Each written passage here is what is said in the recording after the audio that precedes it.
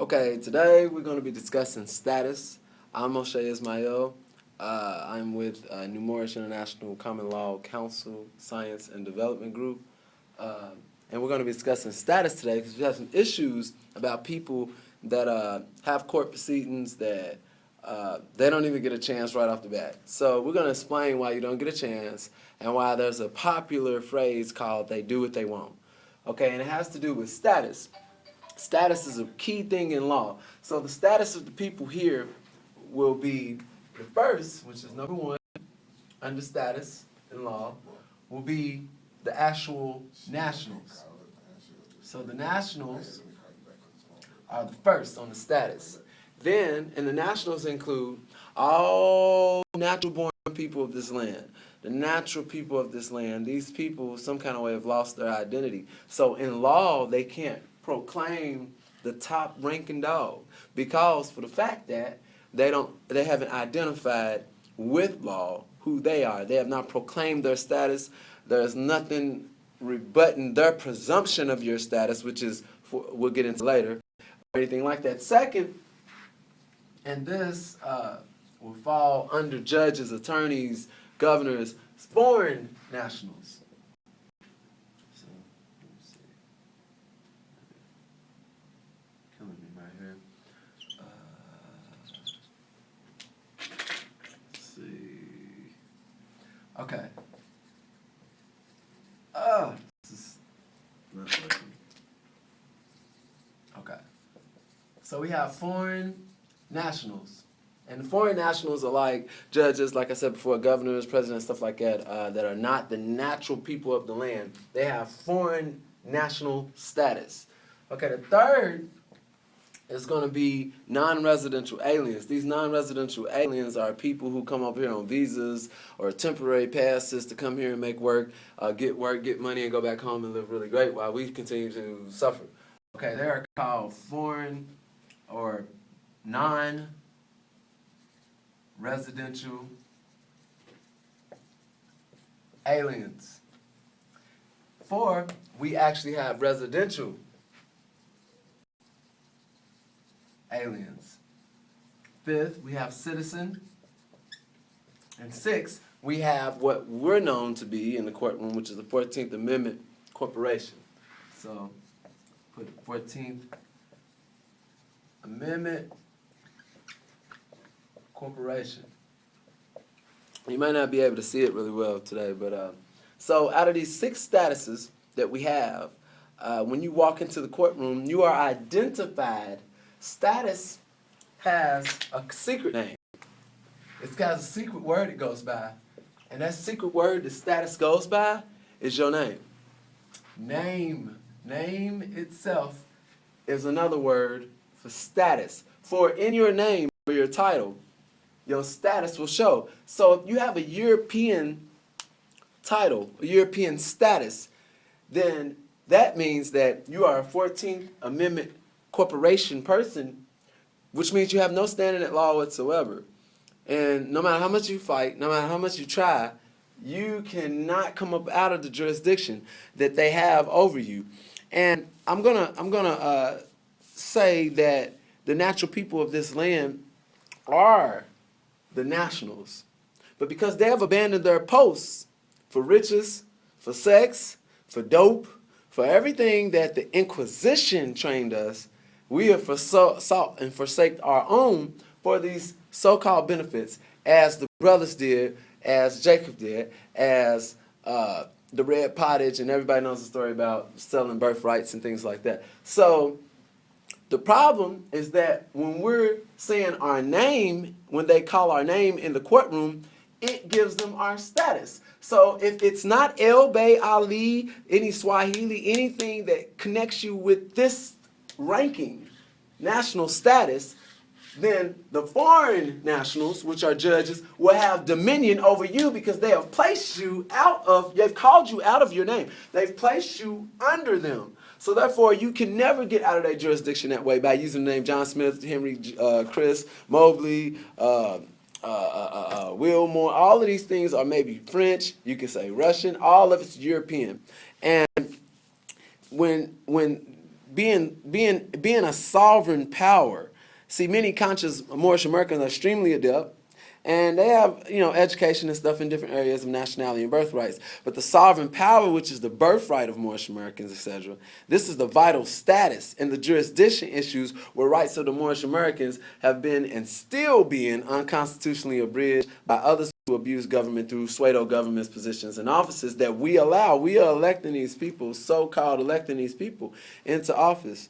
There is no proper jurisdiction or venue. I'm just going to briefly touch on this. It says that the United States Code of Laws, United States of General Permanent Character, enforced January 3rd. This is 1935, 1934 edition.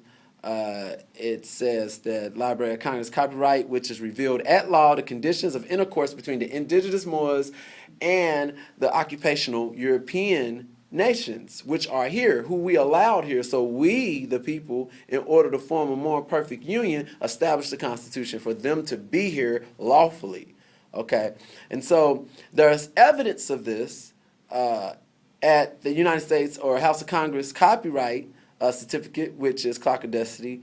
And those credentials are registration number AA222141, Class A, and that number refers to the Code of Laws of the United States of America of General and Permanent Character, enforced January 3rd, 1935.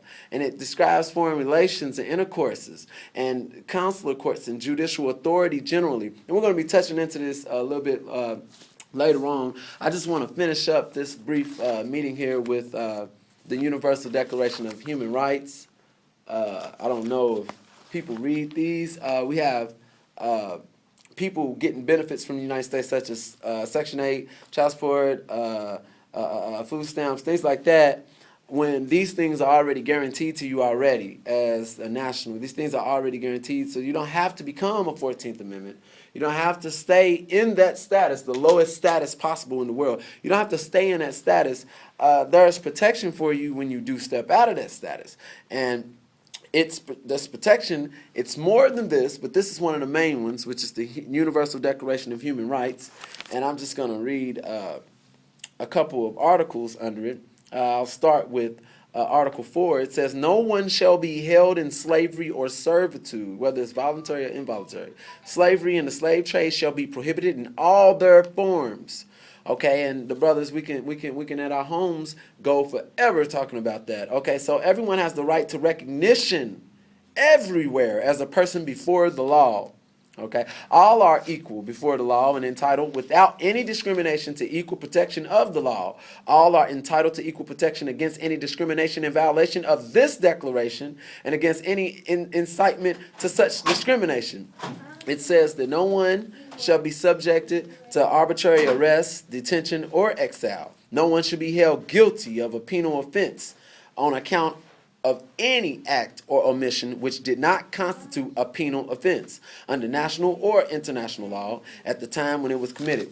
Okay, so Article 17, it says everyone has the right to own property alone as well as in association with other ones. It says no one shall be arbitrarily deprived of his property. Everyone has the right to freedom of thought, consciousness, and religion, and the right includes freedom to change his religion or belief, and freedom, either alone or in a community with others, in public or private, to manifest his religion or belief in teaching, practice, worship, and observance. Everyone has the right to freedom of peace, assembly, and association. Everyone has the right to equal access to public service in this country. And this is going to really do. Everyone has, this is Article 25. Okay, for the ones that's having financial situations, everyone has the right to a standard of living adequate for the health and well-being of himself and his family, including food, clothing, housing, and medical care, and necessary social services, and the right to secure in the event of unemployment, sickness, disability, or widowhood, old age, or other lack of livelihood in circumstances beyond his control. It says mother and childhood are entitled to special care and assistance. All children, whether born in or out of wedlock, shall enjoy the same social protection. It says that parents have a prior right to choose the kind of education that shall be given to their children. It says that everyone has the right to freely to participate in the cultural life of the community, to enjoy the arts and share the scientific advancements and its benefits. And I'm going to stop right there because next week it's going to get real deep. We're going to meet back Thursday. It's going to get real deep on some of the Universal Declaration of Human Rights and how it works for you, what you have to do to get in a position to actually benefit from an American standpoint instead of a U.S. citizen standpoint. Before I leave, I'd like to recite a small section of the Constitution which says that all debts contracted and engagements entered into before the adoption of this Constitution shall be as valid against the United States under this Constitution as under the Confederation. So all debt, before and after, is still owed. And this is the point where we have to stop because it's going to get into next week's lesson. And I just want to address the fact that the brothers that's going to court that are actually standing there challenging jurisdiction and doing these things, I give you thumbs up for that. But at the same time, every judge or magistrate in every courtroom has jurisdiction over the crime. So if you're not the sole owner of a vessel, if you're not in your proper person, when you're in your proper person, it's not just saying you're in propria personis juris, it's acting with it. It's actually showing it through paperwork, through filing, through processes that actually allow them to know of your adeptness or of your nobility or of this notice of who you are, status change. And so without that, we can do anything. Next week, we're going to be talking about United Nations complaint forms, success stories that's listed on the United Nations website. We're going to be talking about how to remove your cases from normal civil, municipal, judicial, county, and state courts. We're going to talk about how to remove our issues from there to the federal court where status is considered, where status rules the courtroom, whether it's going to be operating in a commercial or in a common law capacity. So at this point, I'd like to say Islam, and I'll see you next week.